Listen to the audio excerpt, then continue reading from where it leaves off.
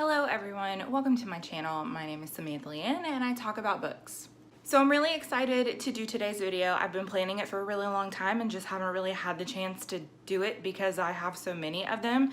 But today, as you have guessed by the title, I'm going to be showing you my Stephen King book collection. If you have watched my channel for any length of time, then you know how obsessed I am with this author. I have read so many of his books. I also own a lot of books that I haven't read, so today I'm just going to be going through them. I'm going to be showing you what I own, what I've read, and what I haven't read. I won't be going through any plot synopsis just because there's too many of them. And I'm also not really going to be going in any particular order as far as like publication date or anything like that, just because I did not want to sit down and put them all in order. So I'm pretty much just going to be doing them in order that I kind of have them on my shelf. So without further ado, let's go ahead and get started. So total physical King books that I have is 49. And that's a lot. So to start off with, I have all of my mass market paperbacks in one section of the house, which I have brought down here.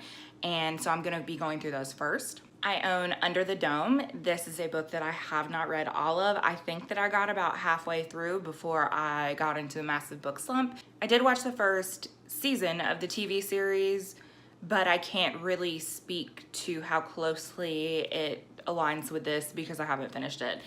It's just really large, so I haven't gotten all the way through it yet, but I plan on getting there at one point.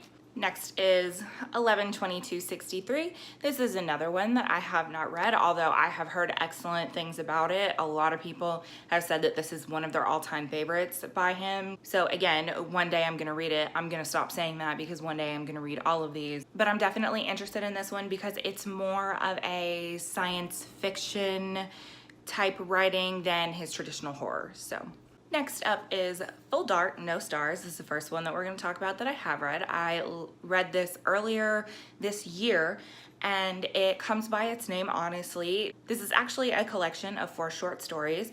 I personally really love short story collections by King. They are definitely really heavy subject matter, dealing with a lot of real world horror versus supernatural horror. So it was really intense, but I still liked it. I do know that they are making a Netflix movie version of 1922, which is included in this book. That one I did definitely enjoy. Okay, next we're gonna talk about the Dark Tower series. Again, if you've watched my channel for any length of time, the Dark Tower series is one of my favorite series of all time, and honestly, I think that is part of what contributed to my book slump earlier this year, because I reread the series and I got such a book hangover from this series because I was so engrossed in the world and so engrossed in the characters, and so I just didn't want to read anything after that, although I did read a couple other things, but they were still connecting to the Dark Tower universe. But the first book in the series is simply titled The Gunslinger.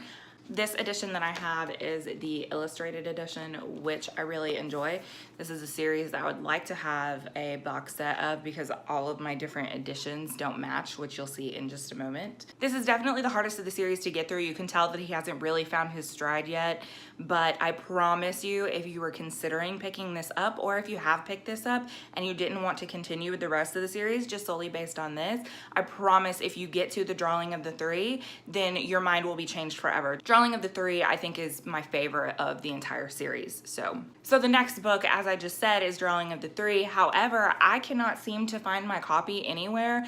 I don't know if it was left at my mother's whenever we moved or I lent it out. I'm really not sure.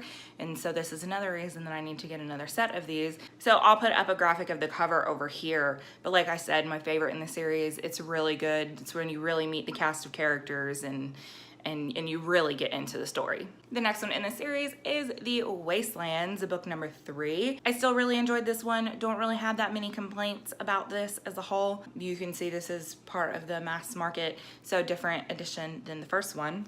The next one is Wizard and Glass. This is another one that I absolutely adore because we get backflashes into our main character's life before this story is happening, and it's just really interesting getting to know him as a character.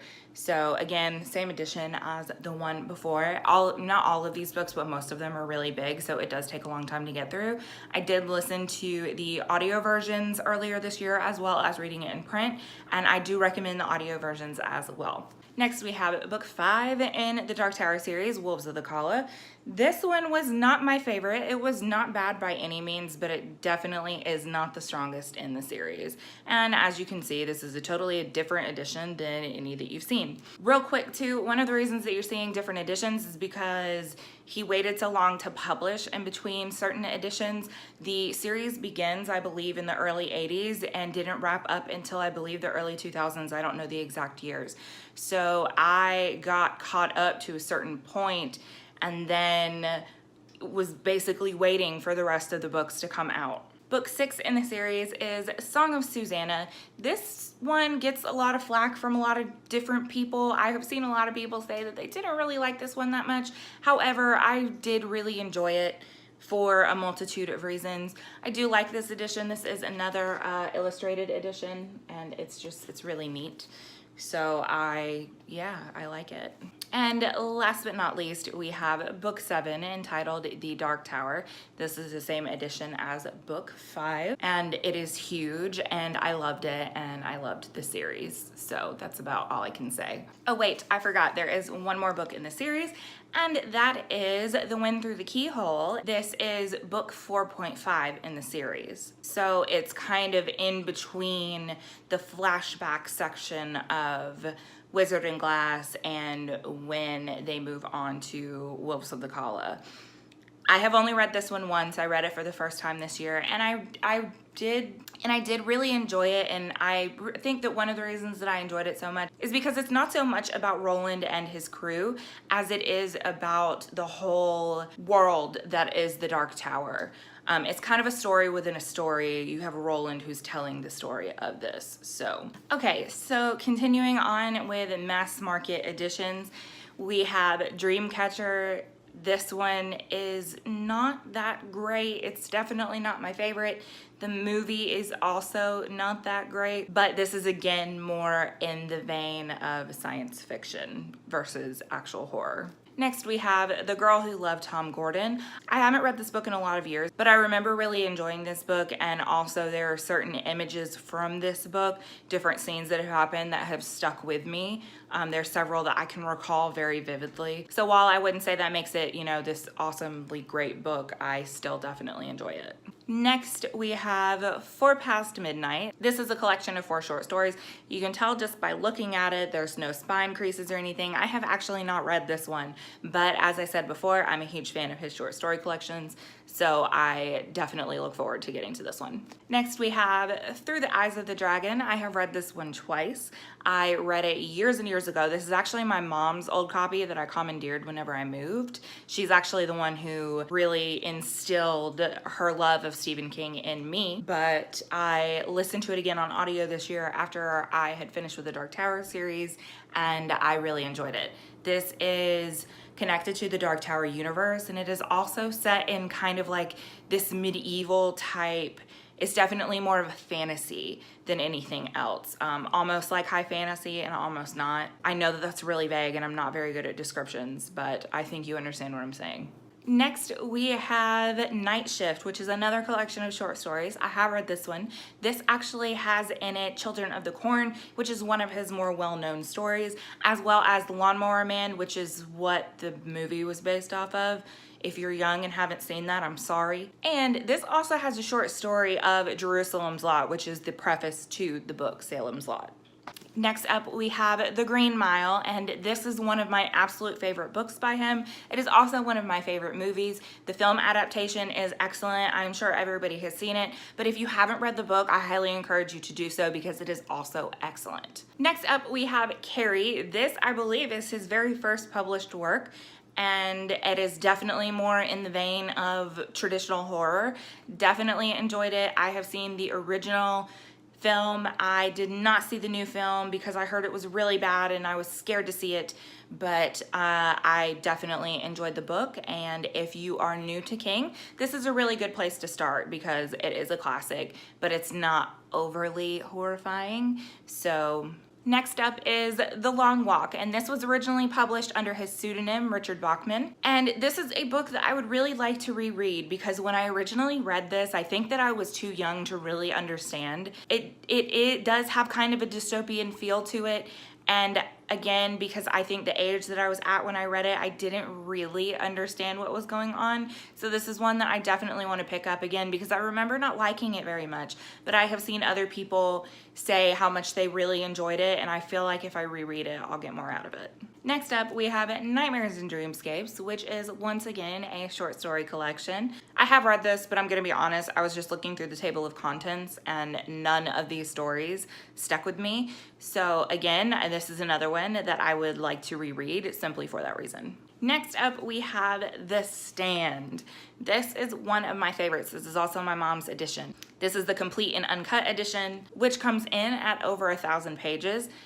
I have seen the mini-series, and honestly, I like the mini-series. I would really love to see this modernized and readapted, but this is one of my all-time favorites. This is connected to the Dark Tower universe, but it also, while it has the traditional horror elements, it really deals with good versus evil. There's a lot of deep shit in here just about the nature of evil and humanity and things like that, which is, I think, one of the reasons that I love it so much, but it's definitely on my list to reread at some point and some point soon. Next, we have Different Seasons, again, a short story collection. Rita Hayworth and the Shawshank Redemption is included in this, and that is a really good story. Obviously, it is the story that the movie Shawshank Redemption is based on. And I believe that this also has Apt Pupil in it, which is another movie that was released, but honestly, I don't remember anything about that. So aside from Shawshank, I don't remember anything else that's in there, so I should probably reread this one too. Next up, we have Skeleton Crew, which is once again a short story collection. He is the master of the short story in my personal opinion. This is my mother's edition. I have so many stories out of this particular collection that I love so much. This actually has The Mist in it, which is one of his most well-known works. Let's not talk about the movie because the movie was garbage, and apparently the new series that they just did was garbage as well, but I don't know because I didn't watch it. But The Mist is a really good story, and most of the stories that are in here are also really good as well, so I definitely recommend it. And the last mass market edition of these books that I have is It. And you guys have seen this in several of my videos recently because I recently reread it and the movie came out, and I love the movie and I love this book. If you enjoy King's writing and you have not read this book yet, I highly, highly recommend it. There's a lot of different reasons for you to read it. It's just a really good book. Again, it is huge. This clocks in at over 1,000 pages again as well, but it is definitely worth it. Also, the audio version of this is excellent as well. So that is part one of my Stephen King book collection, and I was gonna do all of them together, but I think that it would be a good idea to split the videos because we still have a lot more books to cover. So thank you guys so much for watching, and I will see you soon in part 2 of this video. Bye.